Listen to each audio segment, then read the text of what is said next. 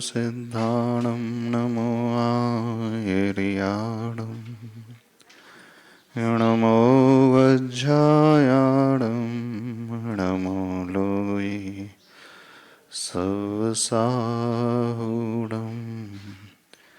देवादिदेवी खजारार श्री पार्श्वनाथ भगवान की गुरुनाम गुरुआचार्य भगवान श्री ज्ञान सागर जी महाराज की संत श्रोमणी आचार्य भगवान गुरुदेव श्री विद्यासागर जी महाराज की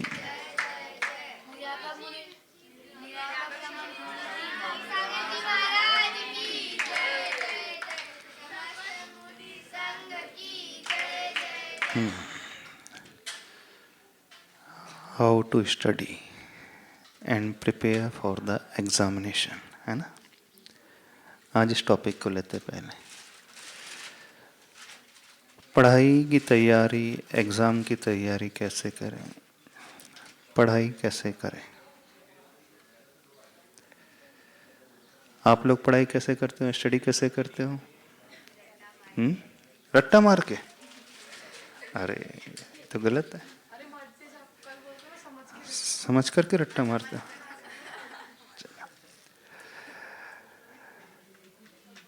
एक कंसेप्ट आपको बताते हैं, वो न केवल स्टडी में आपके लिए यूजफुल रहेगा बल्कि होल लाइफ आपके लिए बहुत उपयोगी रहेगा। किसी भी एक्टिविटी को करना है, अच्छे से समझ करके करना है, तो कुछ पॉइंट्स बना लेना, कुछ क्वेश्चंस अपने माइंड में फ्रेम करके करोगे तो बहुत अच्छा रहेगा। जब स्टडी की बात आती है अथवा एग्ज़ाम के लिए प्रिपरेशन करने की बात आती है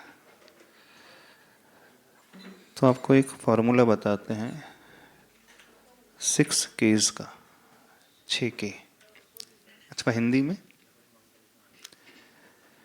कब, क्या, कहाँ, कितना, क्यों और कैसे।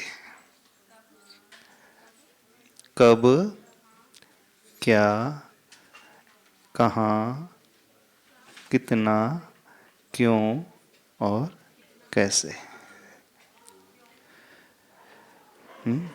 When, what, where, why, we and how much। उसे ऐसा याद कर लो। क्या कहा हमने? When to study, what to study, where to study, why to study, with which way and how much।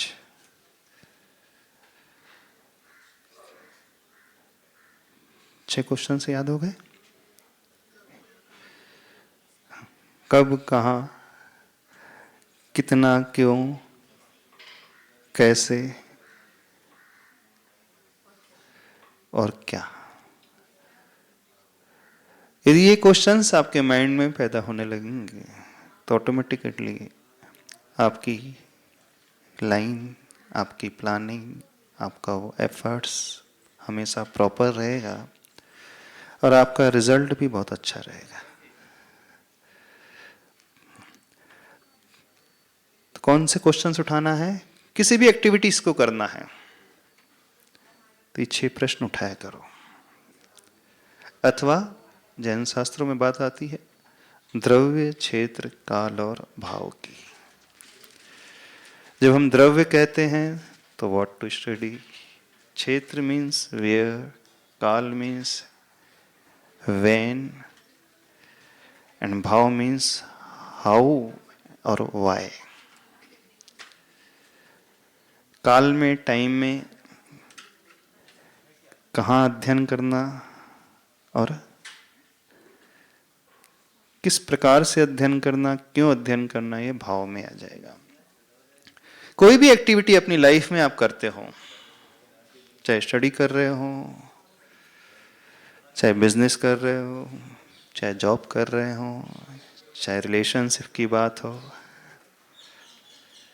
ये प्रश्न आपको बहुत अच्छे से सही दिशा देंगे और आपकी दशा बहुत अच्छी बनेगी। और जब स्टडी की बात आ रही है तो पहला क्वेश्चन, कब पढ़ना चाहिए? व्हेन। अब इसको डिस्क्राइब करते चले जाएं तो पहली चीज आएगी टाइम एंड टाइम टेबल। सबसे पहले टाइम टेबल प्लानिंग करना सीखो। कितने बच्चे टाइम टेबल बनाते हैं अपनी स्टडी का? क्या? कौन सा सब्जेक्ट पढ़ना है, किस डे में पढ़ना है, कितने में एग्जाम के पहले कितना समय देना है। टाइम टेबल कितने बच्चों का होता है? टाइम टेबल बनाते हैं, फॉलो कुछ नहीं करते? अच्छा, सिर्फ बनाते हैं और फिर फॉलो नहीं करते हो? वैसे स्टार्टिंग में करते हो, 1 वीक तक फॉलो करते हो, उसके बाद एक ही दिन फॉलो करते हैं, उसके बाद गायब हो जाता। हाँ, अरे प्लानिंग पहले होना चाहिए, क्या करना है, कब करना है। विदाउट प्लानिंग कुछ भी नहीं होता है। तो जो बच्चे टाइम टेबल नहीं बनाते हैं वो कभी सक्सेसफुल नहीं हो सकते। तो टाइम टेबल डेली का, weekly, monthly, quarterly, half yearly, then annually. Short term goal, intermediate goal, long term goal. तो पहले टाइम टेबल यानी आपका जो रूटीन है, डेली का रूटीन, दिनचर्या है, कितने बजे से स्टार्ट होती है? 24 आवर्स को पूरा बाइफर्केशन करना है। कितने बजे से आप कितने बजे तक क्या क्या करते हो? हाँ, मॉर्निंग में कितने बजे उठते हो? सबसे पहले 6:30, 6 o'clock। हाँ, स्कूल तो पहले ये डिसाइड कर लीजिए स्कूल टाइमिंग्स कितना है। 7 to whatever, जितना भी 2 o'clock, जितने बजे है, जितना भी है। उसके बाद कितना टाइम आपको मिलता है? कोचिंग के लिए कितना टाइम देते हो? एक्स्ट्रा करिकुलर एक्टिविटीज़ के लिए कितना टाइम देते हो? प्लेइंग के लिए कितना टाइम देते हो? और स्टडी के लिए कितना टाइम आपके पास है? कितने बजे से कितने बजे तक स्टडी करोगे? Time table. फिर टाइमिंग की बात आएगी, किस टाइम पर स्टडी करना है। तो पहला पॉइंट क्या है, अपने को कब के ऊपर डिस्कशन करना है? तो first of all time table होना चाहिए। और टाइमिंग क्या होती है स्टडी की? जब आउटपुट सबसे अच्छा मिलेगा तो वह टाइम आपके लिए सबसे उपयुक्त माना जाएगा। तो कौन सा टाइम सबसे अच्छा होता है? जब आपकी एनर्जी लेवल बहुत अच्छी होती है, उस टाइम में जो रिजल्ट आएगा बहुत अच्छा आएगा। तो सबसे ज्यादा एनर्जी लेवल कब रहता है? मॉर्निंग में, आफ्टरनून में, इवनिंग में, नाइट पीरियड में? कब रहता है? मॉर्निंग में। तो मॉर्निंग में तो आपके पास टाइम ही नहीं रहता, पर एनर्जी लेवल तो बहुत हाई रहता है, लेकिन टाइम नहीं। मॉर्निंग में बस में रहते हो? नहीं है। तो जो एनर्जी से भरा हुआ टाइम है उसको प्रॉपरली यूटिलाइज करना सीखो, उसे वेस्ट ना करो। इस पॉइंट को सभी लोग समझ लें। जैसे कोई बिजनेसमैन होता है, वो सीजन का इंतजार करता है, फेस्टिवल सीजन आता है ना, शादियों का सीजन आता है, तो उसकी जो मेन इनकम होती है उस सीजन में होती है। ऐसी होती है ना। ऐसे ही जब आप धर्म करते हो, पर्युषण पर्व आता है, तो मेन धर्म आपका 365 डेज नहीं होता साल भर। कब होता है? पर्युषण पर्व में 10 दिन में सबसे अधिक धर्म होता है। ऐसे ही स्टडी के लिए भी है। जो सबसे ज्यादा एनर्जेटिक टाइम होता है उस टाइम को देखो आपके लिए कौन सा है, तो उसे वेस्ट बिल्कुल नहीं करो, उसको प्रॉपरली यूटिलाइज करना सीखो। 1 घंटे भी आपने वो यूज कर लिया तो बहुत अच्छा रिजल्ट आएगा, और उससे आप सब जन वेस्ट कर देते हैं। तो मॉर्निंग का पीरियड जो होता है एनर्जी से भरा हुआ, 5 o'clock, यदि ये 5 बजे भी उठ जाओगे, 5 से 6, 1 घंटा भी आपने दिया तो बहुत कुछ पाओगे। ठीक है। इवनिंग में टाइम मिलता है? कितने बजे से टाइम मिलता है? बस 1 ही घंटा, 2 घंटे। उसमें क्या करते हो? खेलते हो। तो टाइम टेबल ऐसा बनाओ, खेलने का टाइम कितना रहेगा, डिसाइड करो टाइम, 4 to 5 o'clock और 7 to 8, वॉट एवर जो भी है, डिसाइड करो इतने से इतने बजे तक ही मैं खेलूंगा। जो भी खेलना है, आउटडोर एक्टिविटीज होना चाहिए, इंडोर एक्टिविटीज की बात नहीं कर रहे हैं, मोबाइल में नहीं खेलना। हाँ हाँ, माइक लेकर के बोलो। हाँ, आउटडोर एक्टिविटीज होना चाहिए। हाँ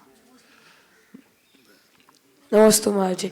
महाराज जी, जैसे अगर आप टाइम टेबल फॉलो करते हो हाँ। तो जिंदगी ऐसा टाइम लूप बन जाती है कि टाइम बस लूप बन एक ही जाएगी। चीज है, उठो फिर वही सेम नहीं चीज नहीं, तो करो, उठना सो तो जाओ। उसमें आप टाइम दे रहे हो ना, स्पोर्ट्स के लिए कितना टाइम दे रहे हो, एंटरटेनमेंट के लिए भी टाइम देना है, बाहर घूमने के लिए भी टाइम देना है, मंदिर के लिए आपको टाइम देना है, फैमिली के साथ भी टाइम देना है, ब्रेकफास्ट के लिए टाइम देना है, लंच के लिए टाइम देना है, डिसाइड करना है। पर और महाराज जी कुछ फिर टाइम आपको रिजर्व रखना है फ्री, कुछ इमरजेंसी है उसके लिए हम यूटिलाइज करेंगे। स्टडी के लिए कितना टाइम देंगे, वो होना चाहिए। जो प्रॉपरली इस प्रकार से चलेगा वो बहुत सक्सेस पाएगा पाएगा लाइफ में। जो भी है बनाओ ना, हर एक के लिए टाइम डिसाइड कर दो। स्पोर्ट्स के लिए बिल्कुल मना नहीं है, मोबाइल के लिए भी, उसके लिए भी टाइम निकालो, इतने बजे से इतने बजे तक मैं यूज़ करूँगा मोबाइल, उससे ज़्यादा मैं मोबाइल यूज़ नहीं करूँगा। बाहर स्पोर्ट्स खेलने जाऊँगा तो 4 to 5 o'clock 1 घंटा स्पोर्ट्स के लिए, फिर शाम का भोजन, फिर उसके बाद थोड़ा सा रेस्ट, फिर उसके बाद स्टडी। तो टाइम टेबल होना चाहिए। जब आपकी एनर्जी लेवल सबसे वीक होता है उस समय आप स्टडी ना करें। यदि आप 2 घंटे भी उस समय स्टडी करोगे तो आउटपुट कुछ नहीं आएगा। उस समय आप फिजिकल एक्टिविटीज करें, मैकेनिकल एक्टिविटीज करें, अपना डेस्क क्लीन कर लें, दोस्तों से मिलना थोड़ा सा मिल लिया, थोड़ा सा एंटरटेनमेंट कर लिया जब एनर्जी लेवल डाउन हो। और जब एनर्जी लेवल एकदम पीक में हो तो उस टाइम में सबसे जो टफेस्ट सब्जेक्ट है पहले उसको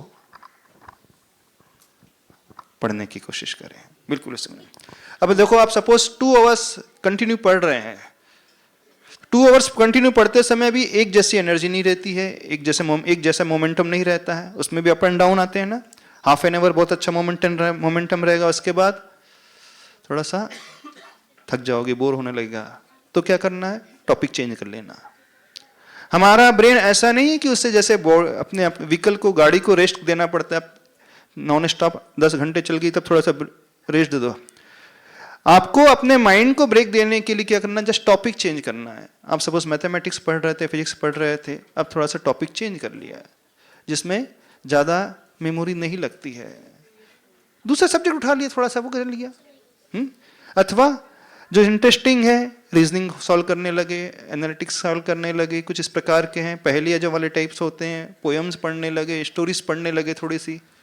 तो आप अपने माइंड का यूज भी कर रहे हो लेकिन साथ में थक भी नहीं रहे हो। तो ये डिसाइड आपको करना पड़ेगा, टाइम टेबल और timing of studies.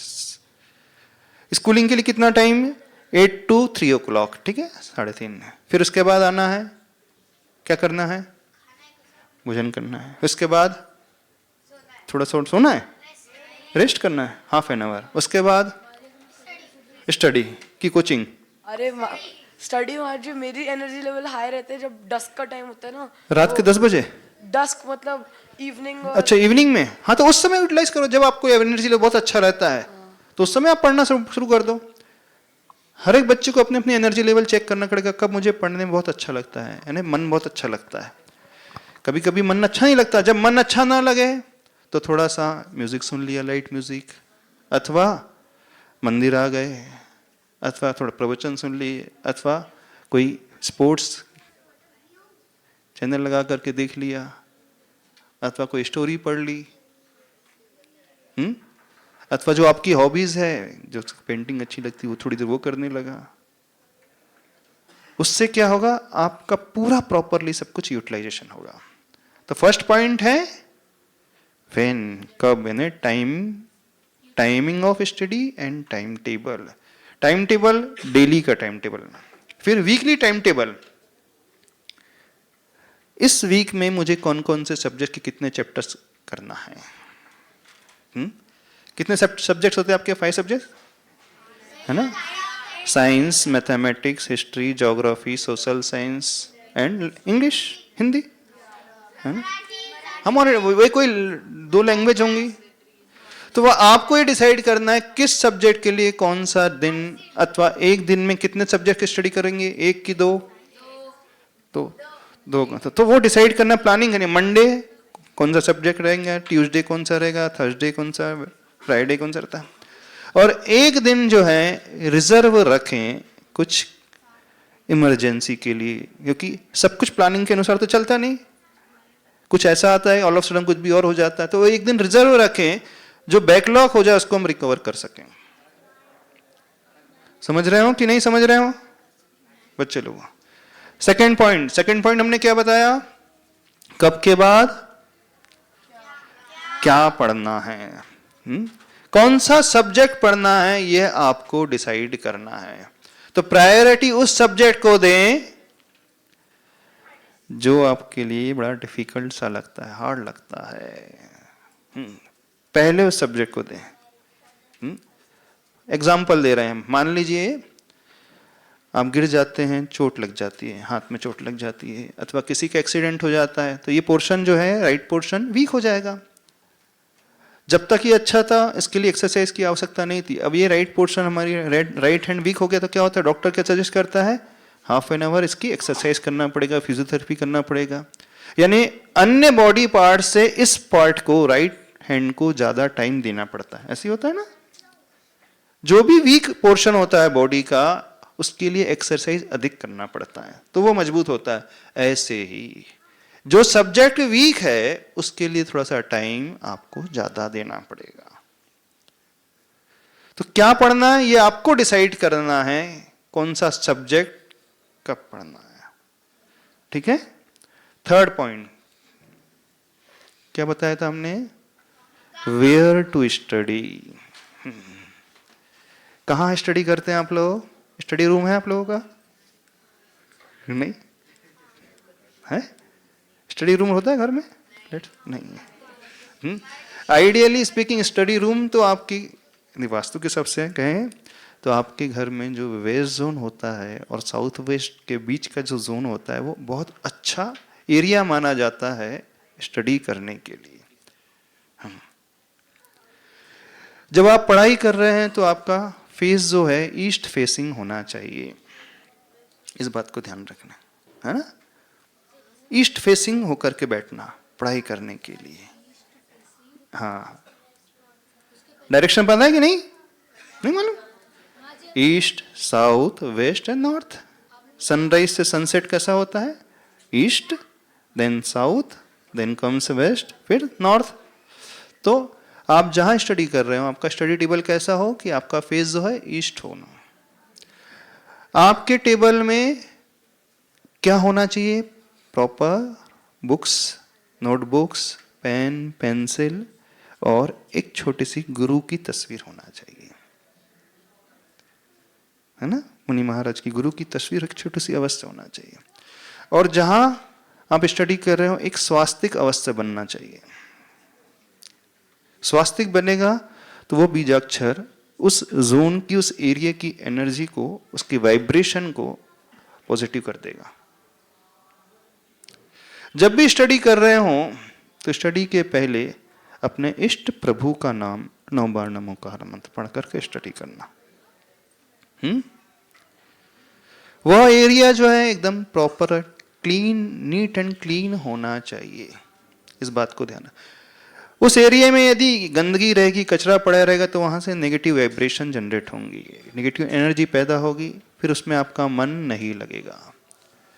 Proper ventilation होना चाहिए और प्रॉपर नेचुरल लाइट होना चाहिए। ऐसे बैठें कि लाइट जो है आपके पीछे से आ रही है, आईज में स्ट्रेन ना पड़े, आंखों में तनाव ना आए, दबाव ना है, इस प्रकार से पढ़ना चाहिए। तो वेयर टू स्टडी यानी एक ऐसा प्रॉपर क्षेत्र होना चाहिए आपके घर में, फ्लैट में, तो जहां भी हो, जहां गंदगी ना हो, साफ सफाई हो, व्यवस्थित टेबल हो। समझ में आ रहा है?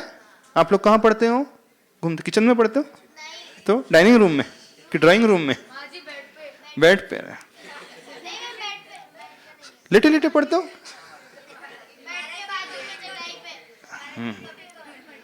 तो वेयर टू स्टडी यानी एरिया ऑफ स्टडी, वो स्टडी रूम प्रॉपर होना चाहिए, इस बात को ध्यान रखें। और जहां स्टडी कर रहे हैं पानी होना चाहिए, पानी की बोतल होना चाहिए। जितना पानी पिएंगे उतना ही अच्छा रहेगा। ठीक है, हाँ। नेक्स्ट पॉइंट कौन सा कहा था हमने? व्हेन, व्हाट, वेयर, हाँ, कितना पढ़ना, कितना एक सब्जेक्ट मैक्सिमम कितना पढ़े। जब ये एक स्टेज में बैठ करके पढ़ रहे हैं तो आपका अच्छा एक बात बताइए, आपके लेक्चर्स कितने पीरियड, आपका जो पीरियड होता है लेक्चर्स होता है कितने मिनट्स का होता है? हाँ, 40 to 45 मिनट्स का होता है ना, 40 मिनट्स। तो मेडिकल साइंस कहता है कि जो हमारा माइंड है एक स्ट्रेच में अराउंड 40 मिनट्स तक ही झेल सकता है। तो 40 मिनट्स तक आप लगातार पढ़ो, उसके बाद 5 मिनट्स का ब्रेक लेना। नॉन स्टॉप लगातार नहीं पढ़ते रहना। 40 से 45 मिनट्स तक पढ़ना है एक स्टेज में बैठ करके, फिर थोड़ा सा 5 मिनट्स का ब्रेक। ब्रेक लेने के लिए क्या कर सकते हो आप? पानी पी सकते हो, कुछ खा सकते हो। ये थकान महसूस कर रहे हो तो सबसे अच्छा उपाय है डीप ब्रीदिंग करना और एक बार दो बार ओम की चैंटिंग कर लेना, ओम। उससे जो माइंड इधर उधर भाग रहा था एकदम शांत हो जाएगा। क्या पूछना है बोलो। यस, क्या दे? हाँ, ब्रेक में क्या करना? हाँ, तो ज्यादा लंबा ब्रेक नहीं लेना, नहीं तो फिर तुम खेलने चले जाओ। सिर्फ 5 मिनट्स का ब्रेक। हाँ, 5 मिनट्स का ब्रेक लेना, फिर उसके बाद नेक्स्ट टॉपिक और नेक्स्ट सब्जेक्ट। How much? ठीक है। अगला क्वेश्चन पॉइंट है व्हाई टू स्टडी।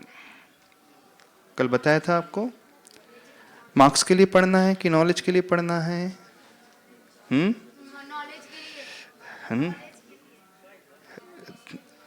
बताइए कैसे पढ़ना है? यदि आप मार्क्स के लिए पढ़ोगे तो हमेशा टेंशन में रहोगे। प्रेशर लेकर के, टेंशन लेकर के कोई भी स्टडी ना करे। यह ना सोचे कि मुझे जल्दी जल्दी टॉपिक्स कवर करना है, जल्दी स्पीडली ये सब्जेक्ट कवर करना है, पूरा सिलेबस खत्म करना है। एक स्टोरी बताते बहुत अच्छी, देखना, सुनो आप ध्यान से, बड़ी इंटरेस्टिंग स्टोरी है।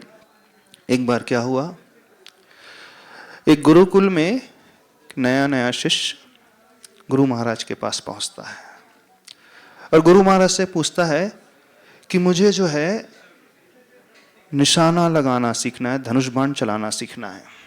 क्या पूछता है वो? धनुर्विद्या सीखना है और उसमें बहुत एक्सपर्ट होना है।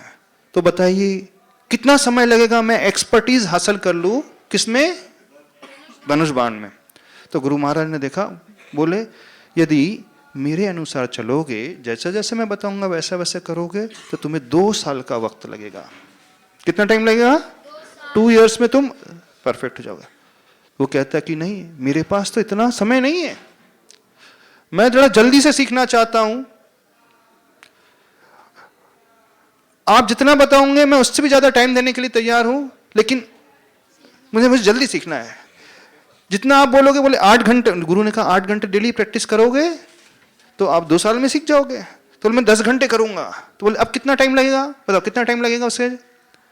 पहले वो 8 आवर्स देने के लिए तैयार था डेली, अब 10 आवर्स देने के लिए तैयार था। तो कितना टाइम लगेगा उसे?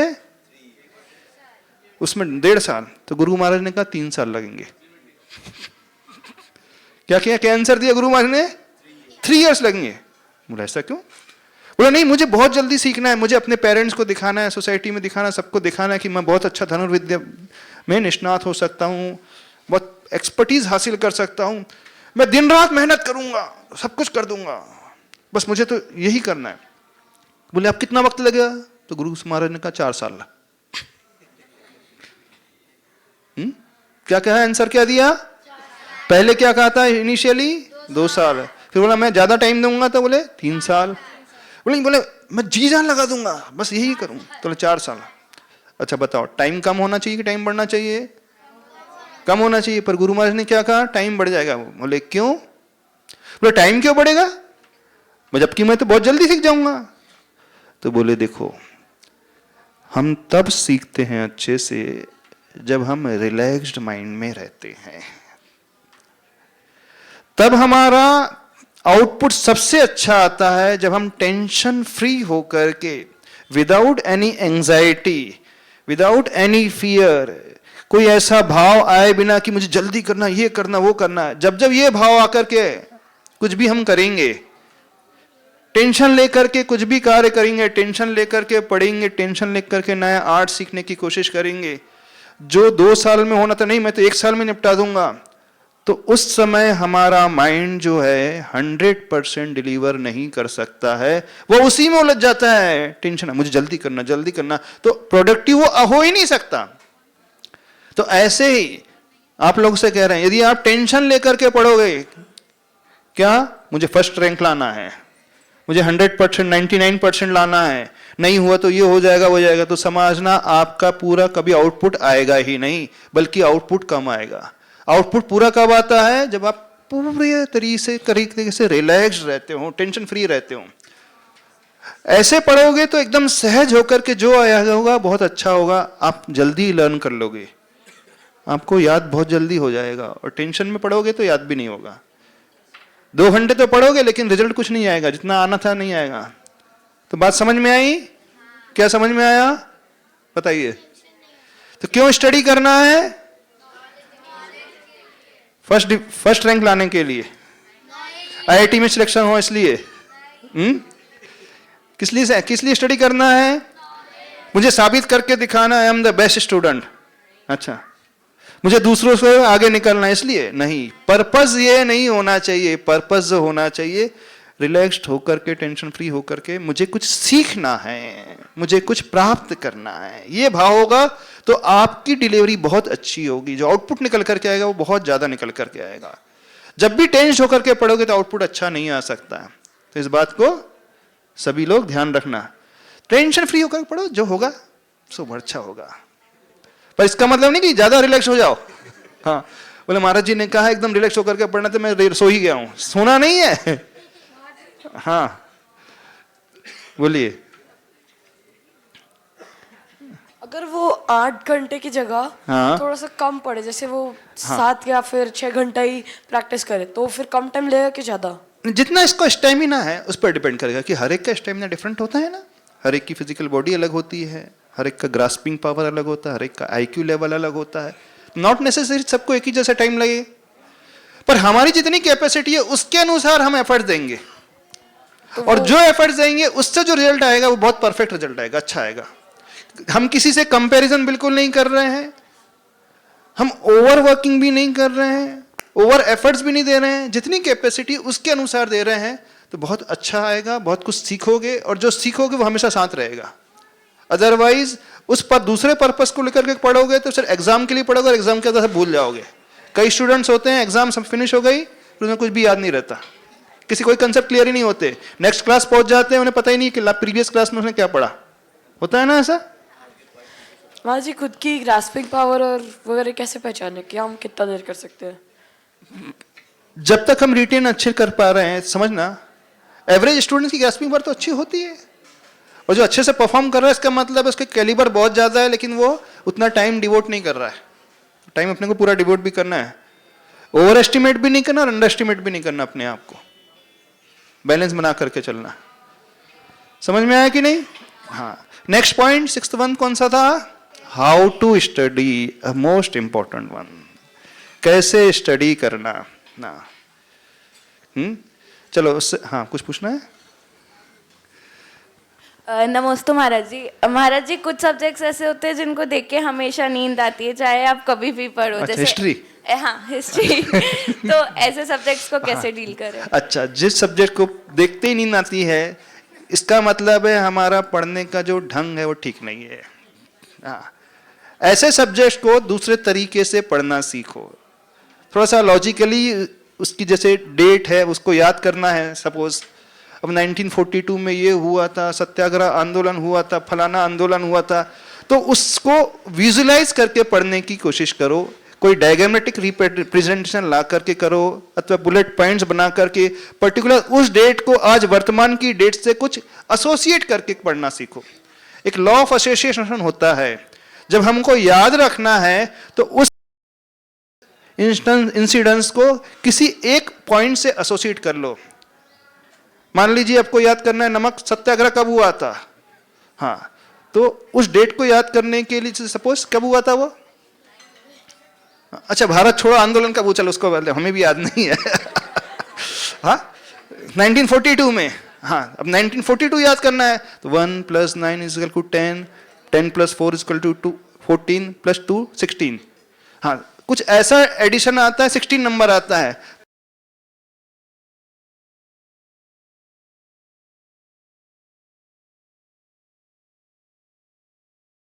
दादाजी का बर्थ था उसी समय, उसी ईयर में सत्याग्रह हुआ था, भारत छोड़ो आंदोलन हुआ था, तो उससे रिलेट कर लोगे, उससे एसोसिएट कर लोगे तो कभी नहीं भूलोगे।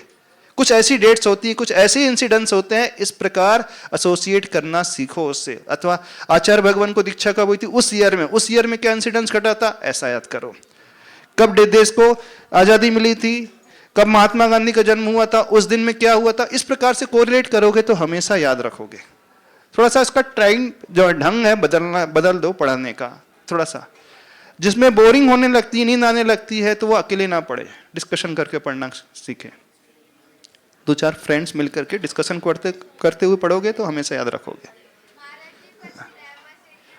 अच्छा सिलेबस एक जैसा नहीं होता, तो एक क्लास में तो एक ही सिलेबस होगा ना, कि एक स्कूल में एक क्लास में तो सिलेबस तो एक ही होगा, कि एक ही क्लास में डिफरेंट सिलेबस होगा। हाँ क्लास के स्टूडेंट्स तो एक ही रहते हैं, 40 की स्ट्रेंथ है तो सारे 40 बच्चों का सिलेबस तो एक ही हुआ। हाँ तो हर सेक्शन का सिलेबस थोड़ी डिफरेंट रहेगा, सिलेबस तो एक ही रहेगा। आप दूसरी स्कूल में, आप कोई का आईसीएसई बोर्ड हो, कोई का सीबीएसई बोर्ड हो, कोई का स्टेट रीजनल बोर्ड हो, तो उसमें सिलेबस थोड़ा बहुत डिफरेंस हो सकता है, लेकिन एक ही जो बोर्ड होता है उसका सिलेबस तो एक ही रहेगा। हाँ ठीक है। तो अब कैसे स्टडी करना है, मोस्ट इंपॉर्टेंट। चलो उससे पहले एक बहुत अच्छी एक्सरसाइज कराते हैं, फिर उसको आप हमेशा याद रखोगे। हाँ 5 वर्ड लिखो, हाँ लिखो, hard work, knowledge, luck, attitude और ग्रेटिट्यूड। नॉलेज की स्पेलिंग आ गई ना, सबको आती है, KNOWLEDG। हाँ उसके बाद कौन सा लेटर लिखना है, हार्ड वर्क लिखा, hard work, luck, attitude, gratitude. हाँ नॉलेज में क्या है, कौन कौन से लेटर्स आएंगे, अल्फाबेट्स कौन से आएंगे, और हार्ड वर्क में HAR। अब इंग्लिश के जो अल्फाबेट्स हैं A to Z, अपन इसको नंबर असाइन करें तो A के लिए 1 नंबर 1 डिजिट, B के लिए 2, C के लिए 3, है ना। तो अब हार्ड वर्क में कौन, अपन अब सबके नंबर एडिशन करेंगे तो कितना नंबर आएगा टोटल, H के लिए आएगा 8, A 1, R 18, D 4, W 23 number, O 15, R फिर 18 और K 11। कितना हो गया एडिशन, 96। अरे मैथमेटिक्स के स्टूडेंट सब लोग एबेकस भी सीखते हो कि नहीं, वैदिक मैथमेटिक्स भी सीखते हो ना, तो सेकंड्स में, फ्रैक्शन ऑफ सेकंड में एडिशन हो जाएगा इतना, तो मल्टीप्लिकेशन डिवीजन सब कर लेंगे। हाँ तो जब हम हार्ड वर्क के अल्फाबेट्स को न्यूमेरिकल में कन्वर्ट करेंगे तो उसका एडिशन आएगा 96। नॉलेज के जो उसमें लेटर्स हैं उसके अल्फाबेट्स को न्यूमेरिकल्स में कन्वर्ट करेंगे तो कितना आएगा, 98। हार्डवर्क कितना आ रहा है, 98 ना, ऐड करो, हार्डवर्क का कितना है 98, ऐड करके बताओ, मैं कितना आ रहा, 98 आ रहा, ऐड करके बताओ जल्दी से। अरे 8 + 1 + 18 + 4 + 23 + 15 + 18 + 11 98। ऐसे नॉलेज को करेंगे तो उसमें आएगा 96। अभी बाद में करना, घर जाके करना, होमवर्क कर लेना। लक का करेंगे तो उसमें आएगा 47%। एंड एटीट्यूड को जब ऐड करेंगे तो उसका आएगा 100। और जब हम ग्रेटिट्यूड के वो लेटर्स को करेंगे तो उसका आएगा 105, 105। यानी hard works 98% weightage, knowledge 96% weightage, luck 47%, attitude 100% and gratitudes 105%। क्या अर्थ हुआ? यदि कुछ सीखना है, जीवन में कुछ पाना है, तो मोस्ट इंपॉर्टेंट क्या है? सबसे ज्यादा वेटेज किसका है? ग्रेटिट्यूड का। सबसे लो वेटेज किसका है? लक का। 47% लक का वेटेज है और ग्रेटिट्यूड का वेटेज आएगा 105%। हार्ड वर्क 98% एंड नॉलेज और एटीट्यूड 100%। तो जीवन में कुछ भी सीखना हो, सुनो, स्टडी करना हो, टॉप रैंक लाना हो, टॉप परसेंटेज लाना हो, सक्सेस चाहिए हो, तो सबसे इंपॉर्टेंट क्या होना चाहिए? ग्रेटिट्यूड की फीलिंग होना चाहिए। जिस बच्चे के भीतर ग्रेटिट्यूड होता है, ग्रेटिट्यूड मीन समझते हो? नहीं समझते हो? ग्रेटिट्यूड का अर्थ होता है जिनसे हमें सीखने मिल रहा है उनके प्रति हमेशा आभार का भाव, थैंक्स की भावना, विनम्रता का भाव, झुकने का भाव, विनय का भाव।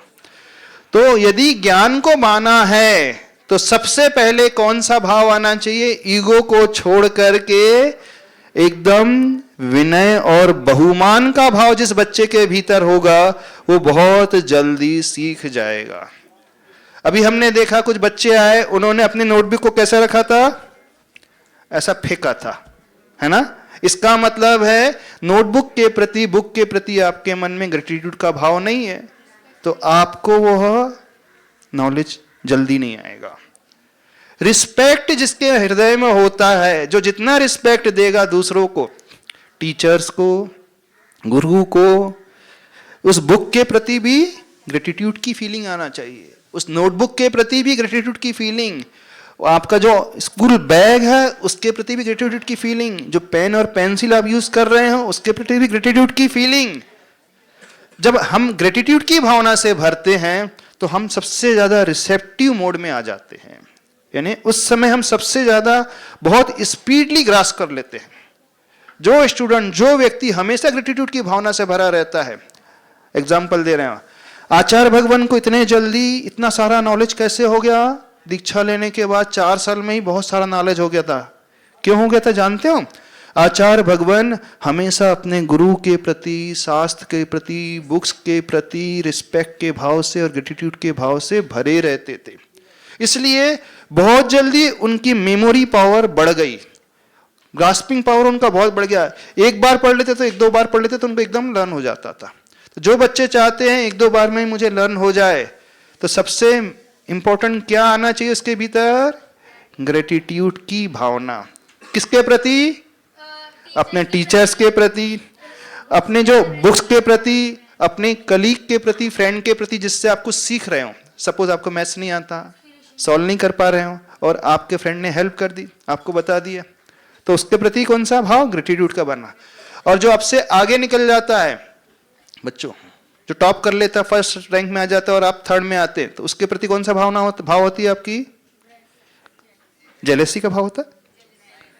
हाँ, कौन सा?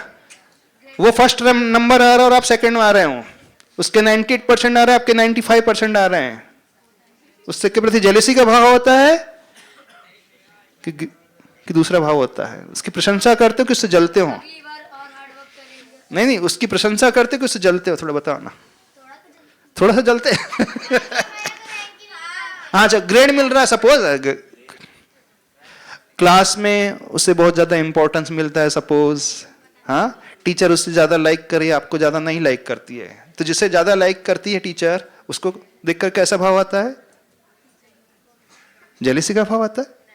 जितना यदि जेलिसी का भाव आएगा तो समझना ध्यान से सुनो, यदि आपके मन में जेलिसी का भाव आएगा तो आप उतना ही देर से सीख पाओगे। यदि आप चाहते हो कि जल्दी सीख पाए, तो जो बच्चा आपसे बहुत आगे है, जो बच्चा बहुत टैलेंटेड है, उसके प्रति बिल्कुल जेलिसी का भाव नहीं लाना, बल्कि उसको एप्रिशिएट करना,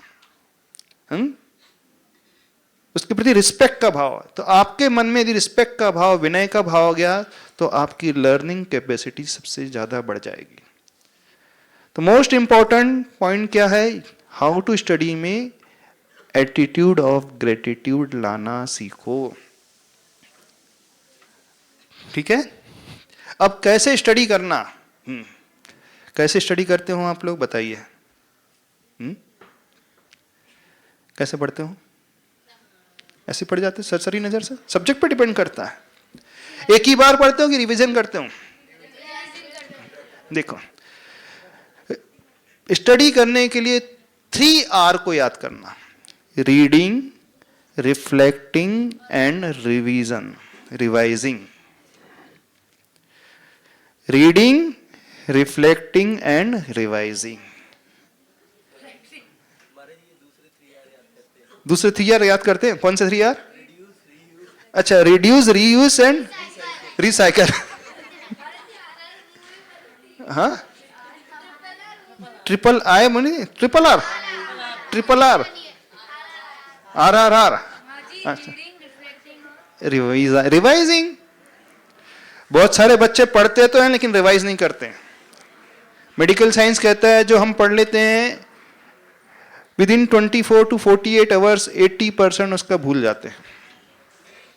यदि जो आपने रीड किया है, जो क्लासरूम में पढ़ा है, जो कोचिंग में पढ़ा है, उसे रिटेन करना चाहते हो तो रिवीजन करना बहुत कंपलसरी है, इट्स मस्ट। यदि विदाउट रिवीजन आप पढ़ रहे हो तो आपकी सारी एनर्जी एक समय बाद वेस्ट हो जाएगी।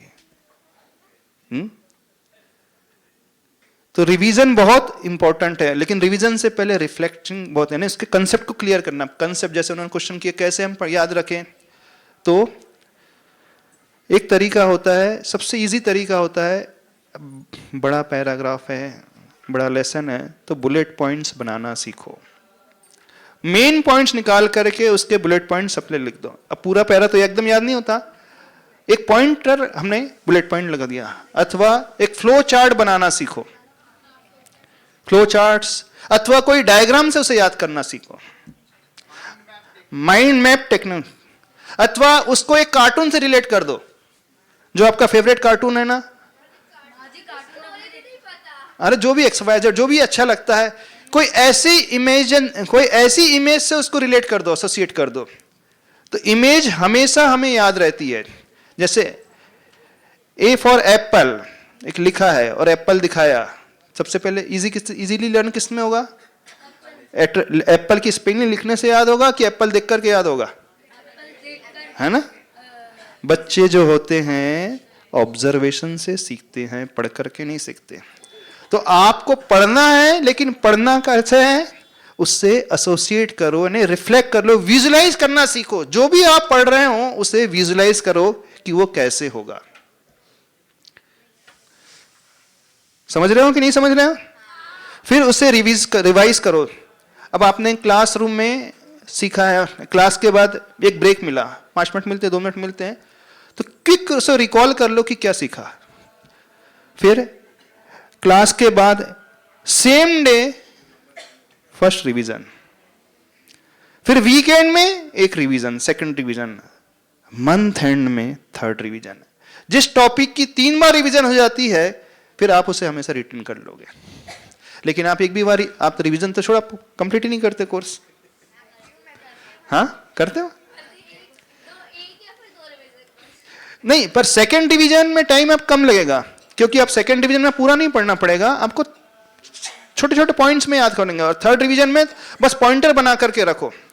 अब जैसे फॉर एग्जांपल आपके पेपर्स हैं, अब पूरा बुक्स थोड़ी पढ़ोगे, आप पूरी नोटबुक से नहीं पढ़ोगे। नोटबुक में भी हमेशा अपने नोट्स अपने पैटर्न से बनाना सीखो, किसी और स्टूडेंट के पैटर्न से नहीं बनाना सीखो। याद करने के लिए कुछ ऐसे पॉइंट्स लिख दो, उस पॉइंट को याद करके तो ऑटोमेटिकली, जैसे कई फाइल को अपन ने ओपन की तो पूरी डिटेल में फाइल खुलती जाती है ना। जैसे हमने आचार्य श्री को याद कर लिया, अब आचार्य श्री को याद करते हुए आचार्य श्री की क्या क्वालिटीज हैं, आचार्य भगवान कैसे आहार करते हैं, कैसे बैठते हैं, कैसे सामायिक करते हैं, कैसे विहार करते हैं, कैसे देखते हैं, सब डिटेल अपने आप आ जाएगा ना। ऐसे ही एक टॉपिक आपको लर्न करना है तो उसको टॉपिक को कंसाइज करके छोटे छोटे पार्ट्स में डिवाइड करो, फिर उसे याद करो, तो याद होगा, रिवाइज अच्छे से होगा। नहीं है तो भूल जाएगा, भूल जाओगे। समझ में आ रहा है? कैसे स्टडी करना? सब्जेक्ट बहुत डिफिकल्ट है तो टीचर से पूछना सीखो। कंसेप्ट्स क्लियर नहीं हो रहे हैं तो दूसरी बार पूछ लो, कोई फर्क नहीं पड़ता। पेरेंट्स से पूछ लो, शर्माना बिल्कुल नहीं। पेरेंट्स से नहीं पूछ पा रहे हो तो किसी फ्रेंड से पूछ लेना, कोई फर्क नहीं पड़ता, घबराना बिल्कुल नहीं। नहीं पूछोगे तो हमेशा आप अज्ञानी बने रहोगे, पूछ लोगे तो आप अच्छे से बहुत जल्दी सीख जाओगे। कोई डाउट तो नहीं है? ठीक है, ठीक है।